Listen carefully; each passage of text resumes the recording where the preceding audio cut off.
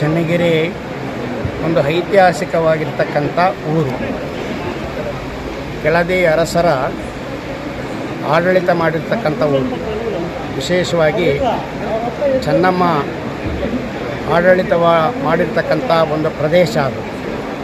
ಚನ್ನಗಿರಿಯಲ್ಲಿ ಒಂದು ಭವ್ಯವಾಗಿರ್ತಕ್ಕಂಥ ಕೋಟೆ ಇದೆ. ಅದು ಇತಿಹಾಸಕ್ಕೆ ಹೆಸರುವಾಸಿಯಾಗಿರುವಂಥದ್ದು. ಅಂಥ ತಾಲೂಕಿನ ನಮ್ಮ ಎಲ್ಲ ನಾಗರಿಕರು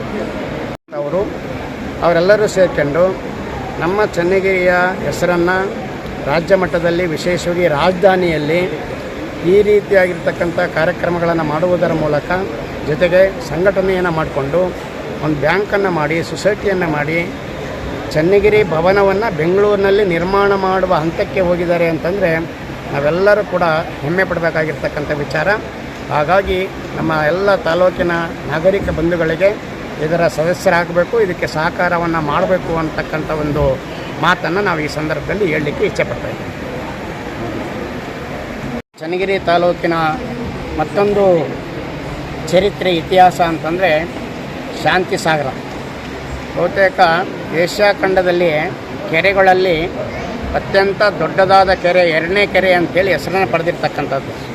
ಸುಮಾರು 6468 ಎಕರೆ ಇರುವಂಥ ಪ್ರದೇಶ ಆ ಕೆರೆ. ಆ ಕೆರೆನೂ ಒಂದು ವಿಶೇಷವಾಗಿರ್ತಕ್ಕಂಥ ಇತಿಹಾಸವನ್ನು ನಮ್ಮ ಮುಂದೆ ಹೇಳುವಂಥದ್ದು. ಜೊತೆಗೆ ಸಂತೆಬೆನ್ನೂರಿನ ಪುಷ್ಕರಣಿ, ಅದು ಸಹ ನಮ್ಮ ತಾಲೂಕಿನಲ್ಲಿ ಇದೆ.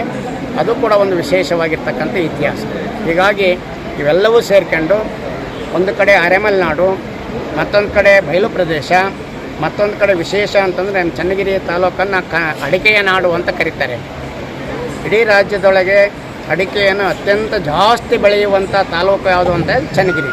ಹಾಗಾಗಿ ಚನ್ನಗಿರಿಗೆ ವಿಶೇಷವಾಗಿರ್ತಕ್ಕಂಥ ಪ್ರಾಶಸ್ತ್ಯ ಇದೆ, ಇತಿಹಾಸ ಇದೆ, ಪರಂಪರೆ ಇದೆ, ಚರಿತ್ರೆ ಇದೆ. ಹೀಗಾಗಿ ನಾವೆಲ್ಲರೂ ಕೂಡ ಆ ತಾಲೂಕಿನಲ್ಲಿ ಹುಟ್ಟಿದ್ದೀವಿ ಅನ್ನೋದು ನಮ್ಮೆಲ್ಲರ ಹೆಮ್ಮೆ ಅನ್ನೋದನ್ನು ಮತ್ತೊಮ್ಮೆ ಹೇಳ್ತೇವೆ.